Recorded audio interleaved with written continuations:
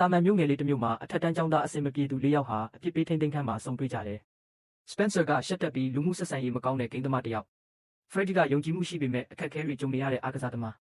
Bethany ကကိုရုပ်ရည်ကိုအလွန်ဂရုစိုက်တဲ့နာမည်ကြီးကောင်မလေး Martha ကတိတ်ဆိတ်ပြီးပညာရေးကောင်းတဲ့မိန်းကလေးတစ်ယောက်ဖြစ်တယ်။အားကစားခန်းမထဲကပစ္စည်းဟောင်းတွေကိုရှာဖွေနေရင်း Jumanji ဆိုတဲ့ဗီဒီယိုဂိမ်းဆက်ဟောင်းတစ်လုံးကိုတွေ့သွားကြတယ်။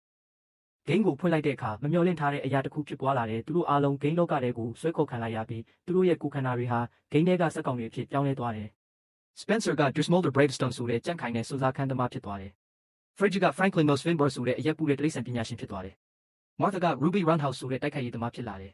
။ Bethany ကတော့ Professor Shelley Oberon ဆိုတဲ့အရွယ်လက်အမျိုးသားမြေပုံပညာရှင်ဖြစ်သွားတယ်။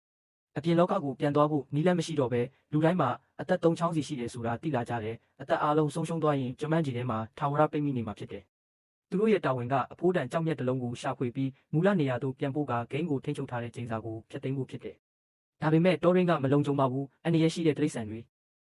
ကြေးစားစစ်သားတွေနဲ့တေးစေနိုင်တဲ့ထောင်ချောက်တွေကနေရာတိုင်းမှာစောင့်ကြည့်နေတယ်။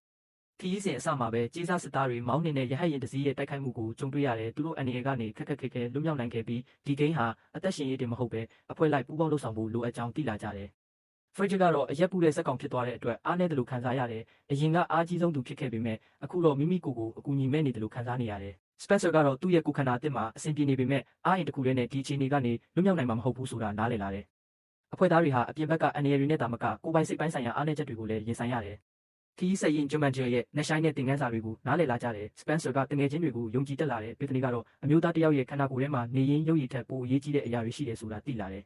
။အမြဲတမ်းအထင်သေးခံခဲ့ရတဲ့ Martha ကတိုက်ခိုက်ရေးသမားအဖြစ်ယုံကြည်မှုပိုရှိလာတယ်။ Freddy ကတော့အဖွဲ့ထဲမှာအရက်အသေးဆုံးဖြစ်နေတာကြောင့်ကိုယ့်ကိုယ်အားနည်းတယ်လို့ခံစားနေရတယ်။ဒါပေမဲ့အတူတကွပူးပေါင်းလုပ်ဆောင်ရင်လူတိုင်းဟာကိုယ်ကြောက်ရွံ့မှုတွေကိုကျော်ဖြတ်နိုင်လာပြီးပိုမိုတန်မာကာစီးလုံးလာကြတယ်။ကြောက်မြတ်ကိုရယူဖို့နီးစပ်လာချိန်မှာနောက်ဆုံးစိန်ခေါ်မှုကြီးကိုရင်ဆိုင်ရတယ်။အဲ့ဒါကတော့ဂိမ်းထဲက Villain Van Pelt နဲ့တိုက်ပွဲဖြစ်တယ်။ Van Pelt ဟာရက်ဆက်ပြီးအင်အားကြီးမှသလိုသူတို့အောင်မြင်မှုကိုတားဆီးဖို့အစွမ်းကုန်စူးစမ်းနေတယ်။အဆုံးဖြတ်တိုက်ပွဲမှာအဖွဲ့သားတိုင်းကကိုယ်ပိုင်စွမ်းရည်တွေကိုအသုံးချကြတယ်။ Spencer ရဲ့တတိမာတဲ့ရဲ့တိုက်ခိုက်ရေးကျွမ်းကျင်မှု Freddy ရဲ့ဉာဏ်ကောင်းမှုနဲ့ Bethany ရဲ့မဟာဗျူဟာကျတဲ့အတွေးခေါ်တွေပေါင်းစပ်ပြီး Van Pelt ကိုအနိုင်ယူနိုင်ခဲ့ကြတယ်။ကြောက်မြတ်ကိုပြန်လည်ရရှိပြီးနောက်မူလနေရာသို့ပြန်ပို့လိုက်ကြတယ်။ဂိမ်းရဲ့ချိန်စာပြည့်ပြည့်သွားပြီးတော်တွင်ကြီးလည်းပြိုကျပျက်စီးလာတယ်